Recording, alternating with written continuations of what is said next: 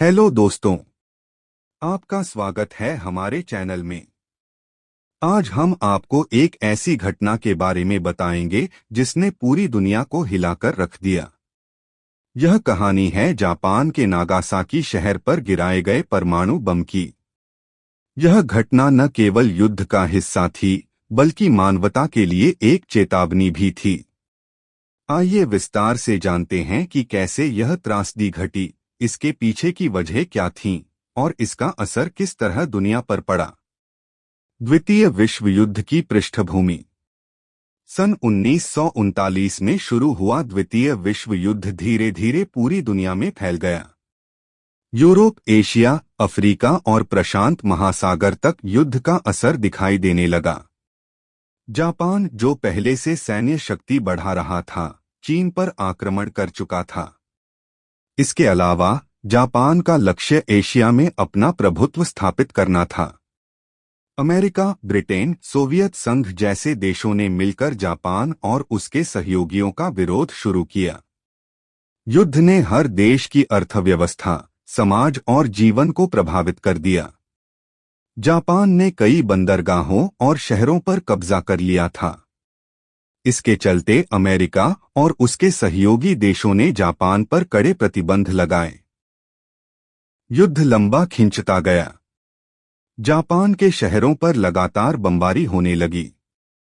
Ration की कमी, बेरोजगारी और भय ने आम नागरिकों का जीवन कठिन बना दिया। ऐसे में युद्ध का अंत लाने के लिए अमेरिका ने एक अत्यंत खतरनाक कदम उठाया, परमाणु बम का उपयोग। हिरोशिमा और नागासाकी का चयन। 6 अगस्त 1945 को हिरोशिमा पर पहला परमाणु बम गिराया गया। इसका कोड नाम लिटिल बॉय था। इस बम ने शहर के बड़े हिस्से को नष्ट कर दिया और हजारों लोग मारे गए। फिर भी जापान ने आत्मसमर्पण नहीं किया। इस स्थिति में अमेरिका ने दूसरा बम गिराने का फैसला लिया। वैज्ञानिकों और सैन्य अधिकारियों ने ऐसे शहरों का चयन किया जो औद्योगिक दृष्टि से महत्वपूर्ण थे और जहां बम गिराकर जापान पर अधिकतम प्रभाव डाला जा सके। नागासाकी एक प्रमुख औद्योगिक और सैन्य केंद्र था। यहां जहाज निर्माण, सैन्य गोदाम और व्यापारिक गतिविधियां थीं। इसलिए 9 अगस्त 1945 को नागासाकी को दूसरा लक्ष्य चुना गया। इसका बम फैट मैन कहलाया और यह प्लूटोनियम से बना था। यह बम तकनीकी रूप से पहले वाले बम से अधिक शक्तिशाली था। नागासाकी हमला होने से पहले नागासाकी युद्ध की कठिन परिस्थितियों के बावजूद जीवन को सामान्य बनाए रखने की कोशिश कर रहा था। यहाँ के लोग सुबह जल्दी उठते, काम पर जाते, बच्चों को स्कूल भेजते और शाम को परिवार के साथ समय बिताते। लेकिन हर व्यक्ति के मन में युद्ध का डर छाया हुआ था।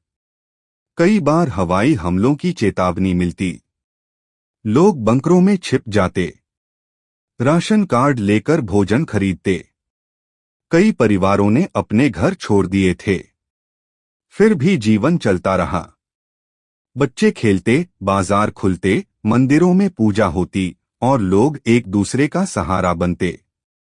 यही नागासाकी की ताकत थी, कठिन परिस्थितियों में भी जिंदा रहने की जिजीविषा। बम गिराने की तैयारी। अमेरिका ने भी 29 बमवर्षक विमान बॉक्सकार को नागासाकी पर हमला करने के लिए तैयार किया। विमान में विशेष प्रकार का बम लोड किया गया था। कई पायलटों और वैज्ञानिकों ने इस मिशन को अंजाम दिया। मौसम खराब होने के बावजूद विमान ने उड़ान भरी। पहले निर्धारित लक्ष्य पर बम नहीं गिराया जा सका, इसलिए विमान ने नागासाकी को चुना। समय लगभग 11 बजे सुबह का था। अधिकांश लोग अपने दैनिक काम में व्यस्त थे। 9 अगस्त 1945 नागासाकी पर हमला। सुबह 11:02 बजे फैट मैन बम नागासाकी पर गिरा। बम गिरते ही शहर में भयंकर विस्फोट हुआ। तेज चमक से कई लोगों की आंखें चौंधिया गईं। धधकती गर्मी से लोग जलने लगे। इमारतें धराशायी हो गईं। कारखानों में आग लग गई। सड़कों पर भगदड़ मच गई। लोग मदद के लिए इधर उधर भागते रहे। कुछ ही सेकंड में पूरा शहर धुएं और आग की लपटों में घिर गया। कई लोग बम गिरने की आवाज सुनते ही जमीन पर गिर पड़े। कई लोग घायल हो गए। कुछ तो विस्फोट के तुरंत बाद मर गए। विनाश का पैमाना।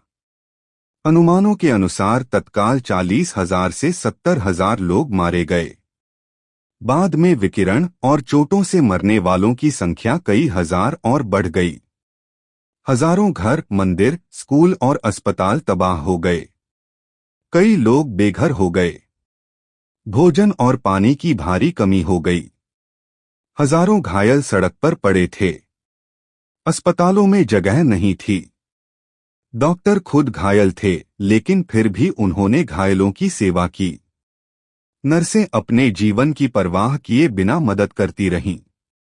पीड़ितों की स्थिति। परमाणु विकिरण का असर कई दिनों तक बना रहा। लोगों की त्वचा झड़ने लगी, बाल गिरने लगे। उल्टी, बुखार और बेहोशी जैसी समस्याएं बढ़ गईं। कई महिलाएं गर्भवती थीं। विकिरण से उनके गर्भस्थ शिशु प्रभावित हुए। कई बच्चों का जन्म विकृत रूप में हुआ। जो लोग तुरंत घायल नहीं हुए, वे भी धीरे धीरे बीमारी का शिकार हो गए। कैंसर और ल्यूकेमिया जैसी गंभीर बीमारियां वर्षों तक लोगों को परेशान करती रहीं। वैज्ञानिक और नैतिक दृष्टि से परमाणु बम उस समय विज्ञान की सबसे उन्नत तकनीक का परिणाम था। इसे मैनहट्टन प्रोजेक्ट के तहत विकसित किया गया, लेकिन इसका उपयोग युद्ध समाप्त करने के लिए किया गया, जिससे लाखों लोगों की जान खतरे में पड़ गई। इस घटना ने यह सवाल उठाया कि विज्ञान का उपयोग मानवता के लिए हो या विनाश के लिए। कई वैज्ञानिक जिन्होंने बम बनाया था, बाद में इसके उपयोग पर पछतावे की भावना से ग्रसित हो गए। इस त्रासदी ने विश्व को परमाणु निरस्त्रीकरण और शांति की दिशा में सोचने पर मजबूर किया। युद्ध केवल जीत हार का खेल नहीं है, यह मानव जीवन की सबसे बड़ी परीक्षा है। युद्ध का अंत।